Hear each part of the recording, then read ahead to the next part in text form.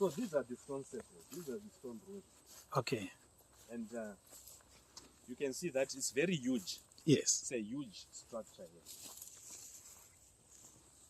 And you can see also the meters, the height is varying in height. Yes. Yes. It varies in height. You can see that here. It varies in height. So the Great Zimbabwe ruins are about 12 meters. And again, they are constructed out of this rock. But remember, those are now in blocks if you look at the walls. They are different. These ones are slate.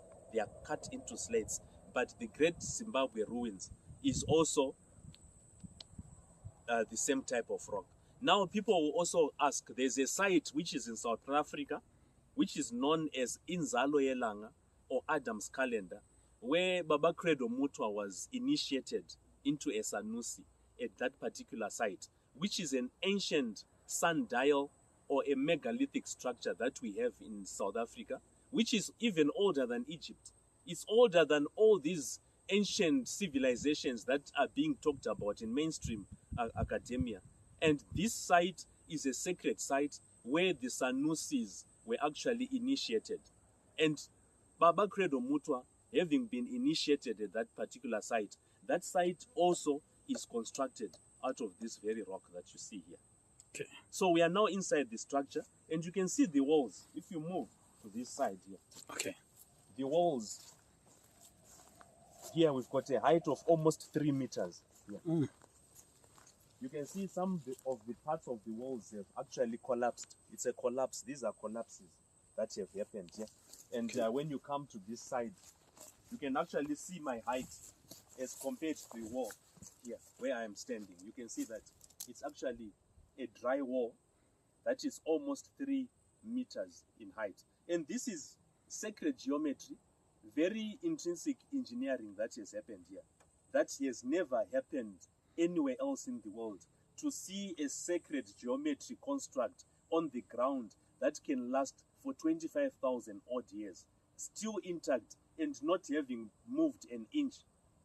So when we talk about ancient civilizations, and probably that we might have had a very advanced civilization in Kemet, this area of southern Africa was known as Deep Kemet or Deep Abzu. A lot of people refer it as Deep Kemet or Deep Abzu, where you find that there was a lot of gold mining and gold processing that was taking place inside these structures where we are standing today, which are known as the stone circles. This is why you find, I was talking about the importance of this rock. This rock is just not an ordinary rock.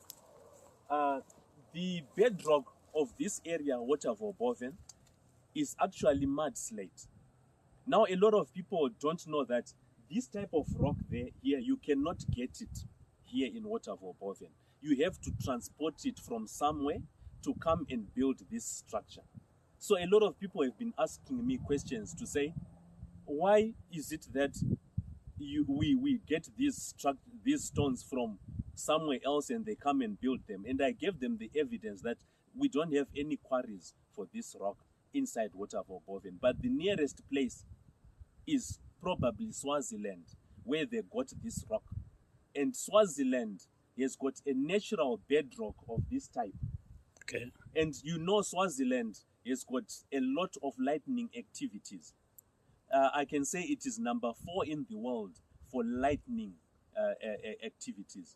Wow. And during the rainy season, a lot of cattle and goats and other animals are struck by lightning because it has got this type of rock, which is a magnetic rock and attracts energy and attracts lightning. So this is where you find that this rock was not just used to construct the Stonehenge of England, to construct Inzalo Yelanga or the Great Zimbabwe ruins or Machu Picchu or Mnabda Playa or all these other sites that I'm talking about and referring to, but its magnetism, its content and its ability to also harness and vibrate and also trap sound structures. This is why this rock is very important to create electromagnetic fields and field resonance. That is where this rock was actually very important. So a lot of people don't know the mechanism of hypersonic, how hypersonic and sound and vibration and frequency actually relate and work